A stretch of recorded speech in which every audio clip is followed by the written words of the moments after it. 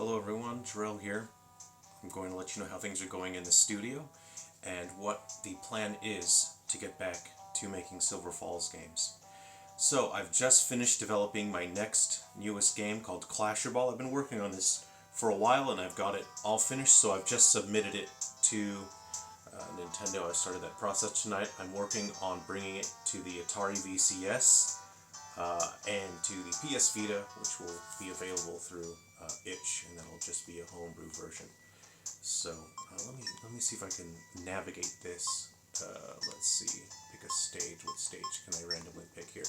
Right, this is camera's automatically adjusting, isn't it? So there's an infinite mode. There are more than 75 unique stages to play that have unique puzzles and challenges and fun gimmicks, and you can unlock more stages as well. And outside of that, there's an infinite mode where you can play infinitely on different worlds and you can turn hazards on and off. And it just makes the gameplay interesting. You try and get the best score that you can. I got stuck testing it because I was actually just playing it a bunch. So that is Clasherball. That will be launching as soon as possible. I'm working on getting a demo up that you'll be able to play in your web browser, so hopefully I can have that up pretty soon. I'll have a demo on the Vita as well, and I'll get that onto the Atari VCS as soon as possible. Silver Falls Undertakers is coming to the Switch very soon. If you missed my previous announcement, I have that. I've already got it all set up, and it's ready to go on the Switch, but I was adding new game modes to it. So the new game mode, if you missed it in the previous video, is a sort of a first-person shooter mode, but it looks like an old Atari 2600 game, so it has a lower resolution and limited color palette, and you play as Bull Brandish, and you're trying to survive the Undertakers. So that will be the last Silver Falls I will be able to make until I can get my studio back into a financially stable situation here. So the upcoming games that I have are Gorgeous Sword Long Hard Justice, which is a slash 'em up where you collect enemy parts and chuck them into sort of a magical sort of a magic compressor that produces power-ups for you, and you can make your sword longer, harder, and have extra blades, and you try to survive as long as possible and defeat as many enemies as you can while making your sword as long as possible. And that is Gorgeous Sword Long Hard Justice. I have Sweet Abominations coming up. That is a 4-player arena battle game, and Galaxy Drifter, which is a space survival game. All of these games are very close to completion.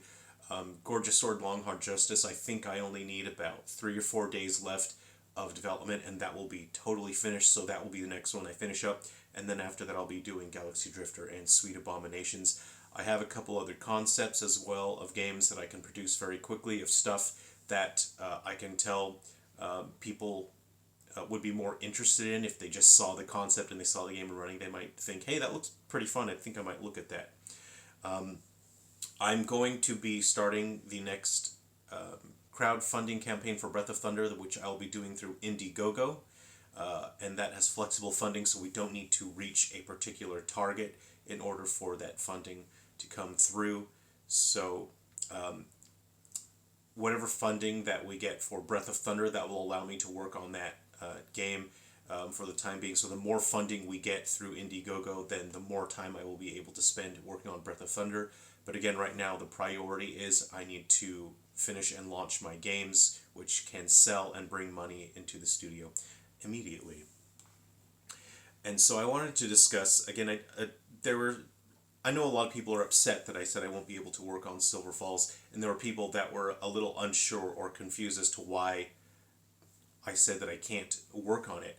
And the reason being is that Silver Falls is very difficult to market. It is the normal expected thing for people to say, well, just make a big exciting trailer, do this, do that, put this in the trailer, put that in the trailer. But doing that for Silver Falls would be dishonest, because the Silver Falls games are not loud and bombastic.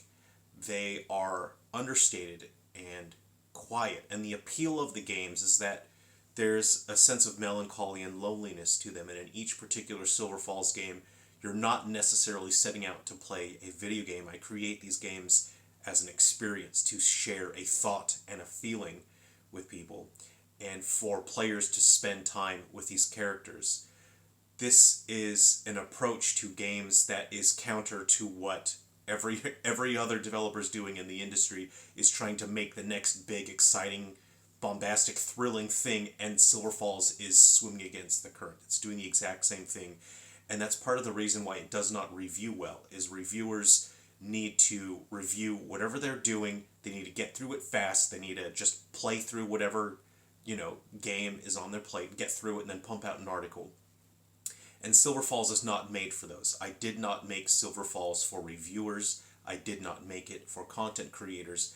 And very early on in the series, when I was about halfway through 3 Down Stars, and I knew that I was going to be making multiple games, and the series would be structured in a way to where players explore the games at their own pace, I knew that it was not going to review well. I knew 3 Down Stars would not review well. I knew that Undertakers would not review well. And that is because these games are not designed for reviewers. They're designed for people who want a game that is not just copying and pasting what every other game in the industry is doing. It is a game series that's really meant for people that sometimes just kind of sit up late at night and they think, they get lost in their thoughts, and they sort of, they get worried when they start thinking about things too much, and Silver Falls plays into that feeling of these characters that are in these moments in their lives where they've got some difficult reflecting to do, and that is, part of the storytelling of, oh, they're dealing with these monsters, great, but it's not really ever about these external monsters. It's about what these characters are dealing with at, different points in their lives. And it's something that you really only appreciate and understand if you want that. And if you're looking for a game, and if you're looking for a story like that, then Silver Falls is for you. It is not for reviewers, and it never will be for reviewers. And because I've chosen to make a series like this, I've painted myself into a corner, because if content creators don't cover my games, if they aren't sharing my games with their audience, then the games do not get sales outside of the existing audience, and it means that I don't grow an audience. Creating the homebrew games does help, because people talk about the homebrew games. People can play the homebrew games for free, so it's important for me to keep working on that. But at the moment, I'm not able to grow the audience with Silver Falls, because the content creators that I've reached out to, the websites and the review sites, they're not interested in it. So I need to focus on creating games that they will be interested in, so I can grow my audience for my studio, for Sungrand. So I want to share with you my long-term plan. So for the rest of the year, I will be focusing on pumping out as many games as I can, and they're not, going to be shovelware. It's not like, oh, I'm just making these. These are games that have been years in the planning that I've decided to take action on. And I'm going to scroll through my list here. I don't ever really do this, but I'm just going to scroll through this. These are just my games that are non-Silver Falls games. All right, so I'm starting at the bottom of the list, and I'm just going to scroll up. I don't know if anyone's going to pause and look at the titles that are in here. These are game concepts that are complete game concepts that I've completed entirely. And if I wanted to, I could go to that list and just make any game on that list. Many of these games are much smaller, and I would be able to create them and ship them very quickly. And again, that's because I've spent years working on the concepts for these games. I've already defined everything about those games, and so I'll be able to make them very quickly. Part of my long-term plan is that hopefully after launching about 10 of my new IP, and the audience has grown and people enjoy those new IP, they recognize the IP, they enjoy the game, I want to launch a platform brawler. And that's kind of the wish list of anyone, isn't it? Is to make a platform brawler. It's one of my favorite types of games, but I want to make a platform brawler that is just focusing on featuring Sungrand IP. So all the characters that you'll see in my upcoming games have a chance to be featured in my Sungrand platform brawler, my platform fighting game. And of course, we will be featuring Silver Falls characters in this platform fighting game. If that platform fighter does well and people enjoy seeing my other IP and they see the Silver Falls characters in there and the platform game does well, then it would increase my chances of success, and it would give me a reason to go return to producing Silver Falls games. If I see that people see the Silver Falls characters, then when I launch a new Silver Falls game, I can say, oh hey, that character from the Sun Grand platform fighting game, they're in this Silver Falls game, they're from that, and that would help me grow not just my studio, but the Silver Falls franchise itself. So I just want to thank all of you for understanding, and I apologize that I have upset some people with the news that I won't be able to work on Silver Falls, but I hope you understand that it was because I chose to make a game that was not designed for the internet. It wasn't designed to have mass appeal, and in a way Silver Falls is very much